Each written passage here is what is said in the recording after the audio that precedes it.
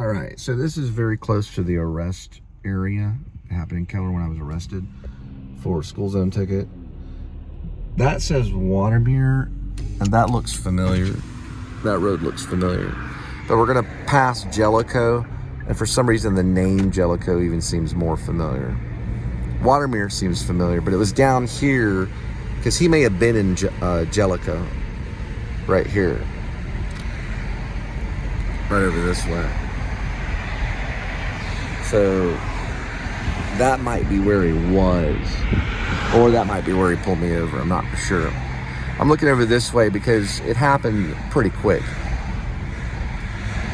Yeah, he was probably on Jellicoe and pulled me over on Watermere.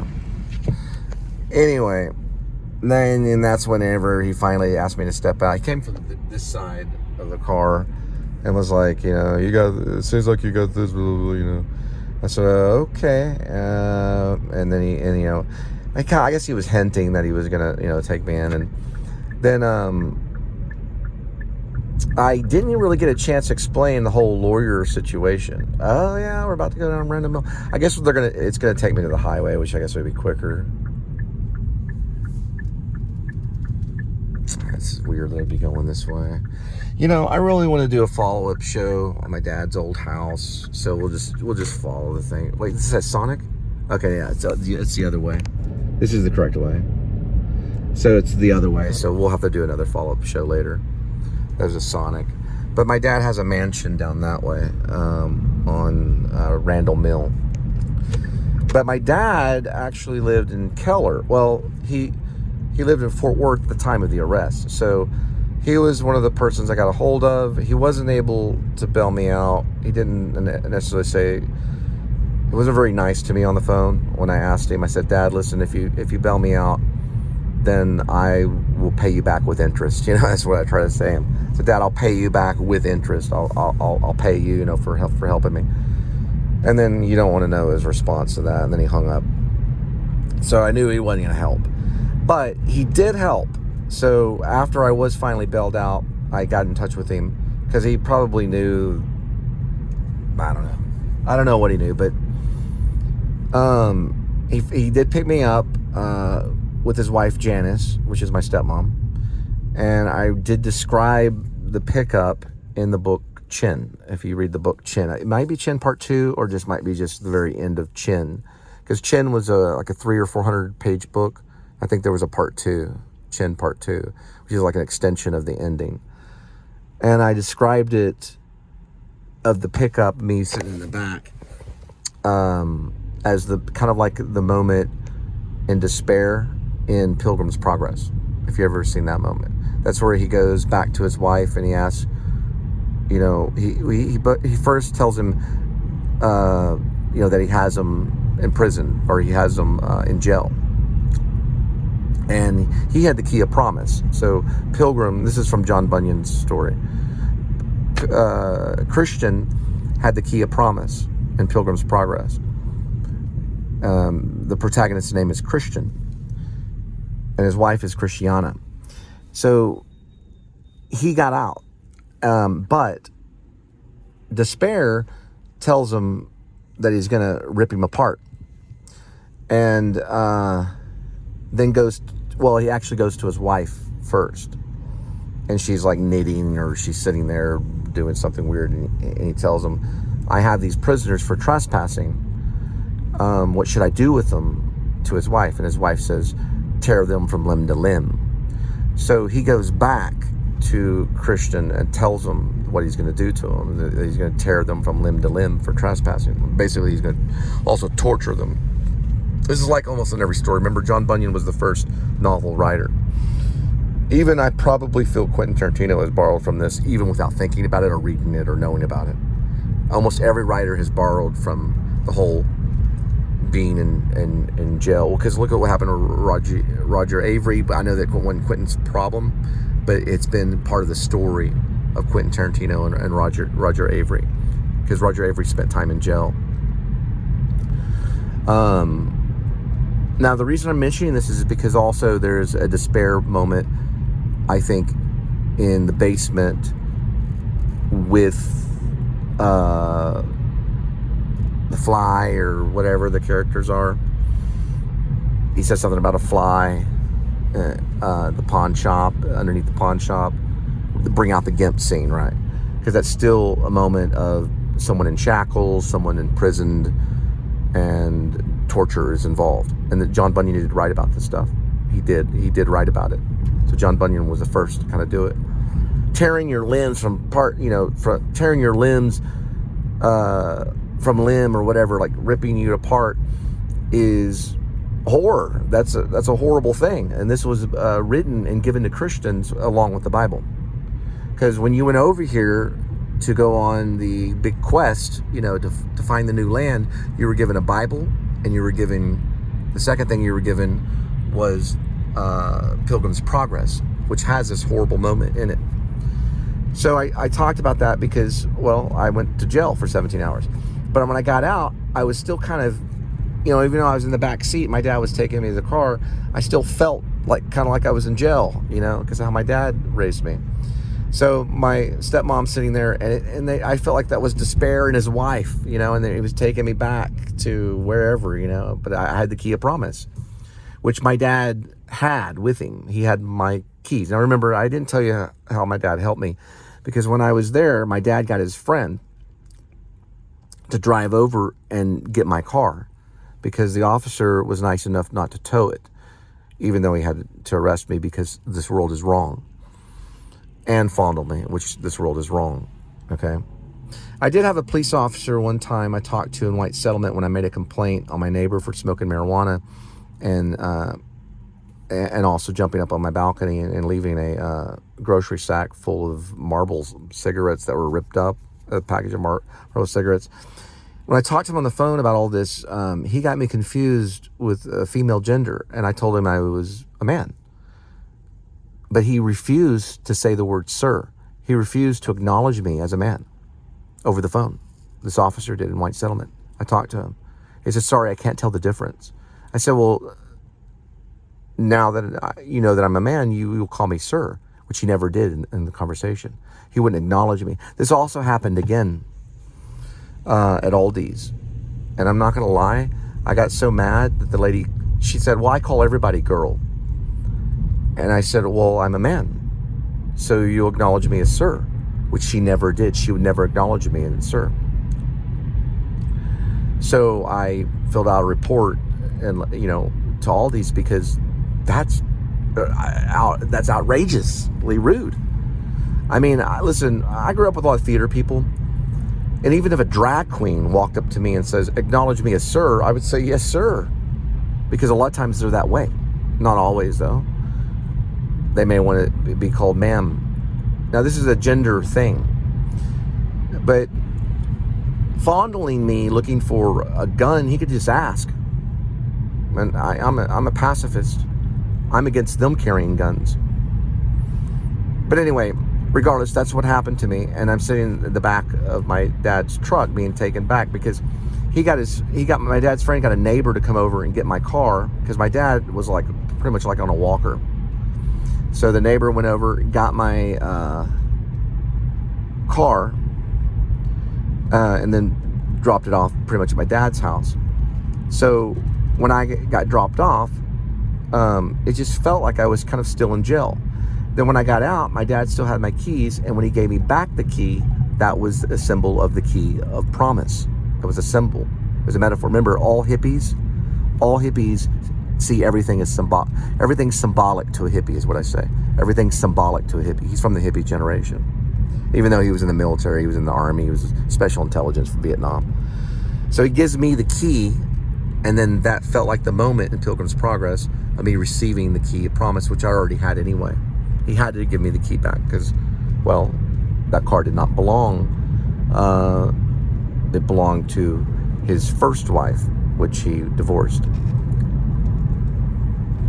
And of course, ultimately, voila, me. So I received, the keys. I said, well, Dad, thank you. My stepmom kind of sneered at me. They didn't have to pay anything other than just the gas for, picking me up. And then his garage was open, and I took a quick photo of his garage. just because I thought it showed his character, the inside of his garage. Just a real quick photo. It wasn't a photo, it was actually just a real quick piece of video of the garage. It wasn't more than just maybe like a second and a half. Pretty much like a video photo. I do that. It's a technique of mine. Instead of just adding the photo, just do a short video. My dad abused me growing up. I'm not gonna lie. He one time, he abused me in very different ways. It was mostly mental abuse. It's continued even till now. Because when I was in jail, he said, "Why don't you effing pay it?" and hung up. No. He said, "You have a college degree. Why don't you effing pay it?" and hung up. And, there's no love in that. There's no use in that. Now, I told Linda tonight that I will not be attending my father's funeral. I will not be doing that. But I may return and see the gravesite. But I will not be attending his funeral. So if you're in my family, don't bother to ask me, because I will not show up. I am done with that side of the family. I still acknowledge my mother, and this is hard for me because in the Bible it says, honor thy mother and father. I do honor my mother. I do still speak with her, and she's been on the vlog a few times when we were in a mansion at Sunset Ridge. But because of what happened with my second wife, Angel, because my father's family made her cry and they picked on her. She was a Baptist. She went to Dallas Baptist University. My father has a problem with my marriages. He also had insulted my first wife, Sarah. And because of this behavior, I will no longer see my father. Now, if it happens in heaven, I don't know if we see. Angel feels when you die, it's all new. And so you don't recognize these new spirits in heaven. And it's mostly a devoted worship of Jesus Christ. So you're not involved in the entanglement of your dysfunctional family. I know it sounds weird, but this is her belief. So you don't go back up to heaven and say, "Hey, Dad, how you doing?" None of that's there. It's a different world that you enter. Your old friends and stuff, it's all different. Everything is anew. And you're not recognizing the old evil of the past. Now, my father smoked cigarettes for, I think, almost, 30 years or something. He also was a marijuana smoker. So we grew up smelling it in the house. And he also was a meth addict, which he got in trouble for. And he also was a millionaire, right? He was a millionaire. But he was the type of guy that would go over to the neighbor, pull the neighbor out of the house, and try to beat him up. My dad was not a minister. He was a man of a military stature. He was nearly a sergeant in the Army, almost, pretty much. He was Vietnam. He was a special intelligence instructor, still that has rank. He was a man that taught me to snipe with a gun for deer, for deer hunting. When I think of my father, I think of cruelty. But he did try to love. He did try to show love. He bought me a motorcycle, but it was all like around money. He bought me a dirt bike and made sure I was fed, but would also hit me at the table for eating bacon too quick. He would strike me. And he did whip my sister over 77 times, and she screamed bloody murder until she couldn't scream anymore. And the bruise went from her hip all the way down to her knee. If you ever seen Affliction, my father would go off the handle. He'd kick at my shins. He'd throw me down. He threw me down a flight of stairs because I didn't wake up in time for breakfast, and my friend was over at the time. We used to play Dungeons & Dragons together.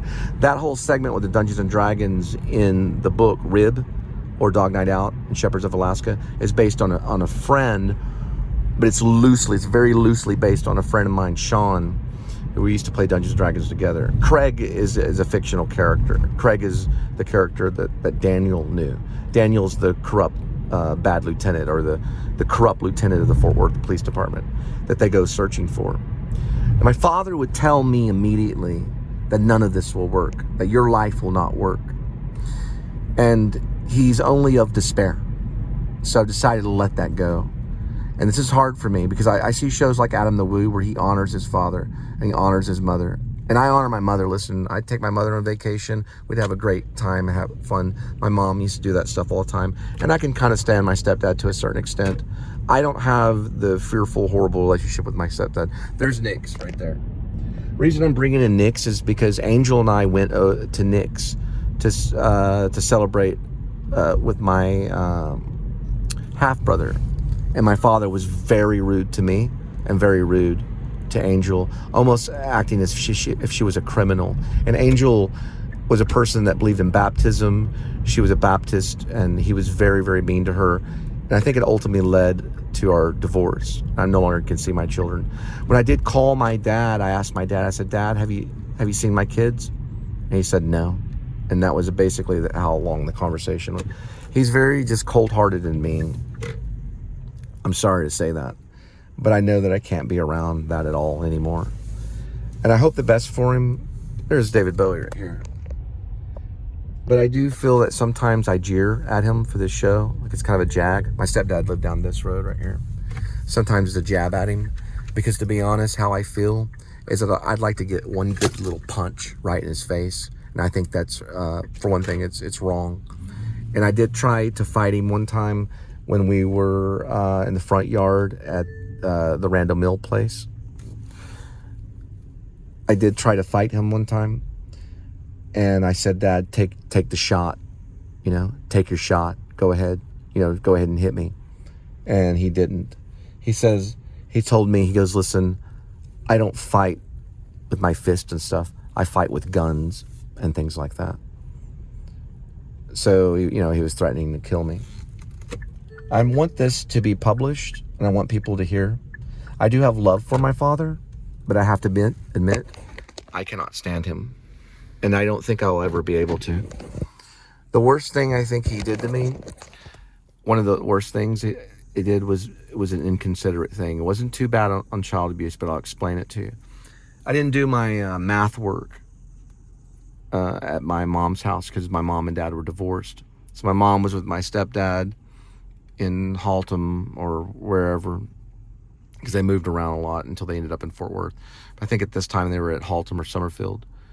And he, basically what he did was he put a piece of paper down.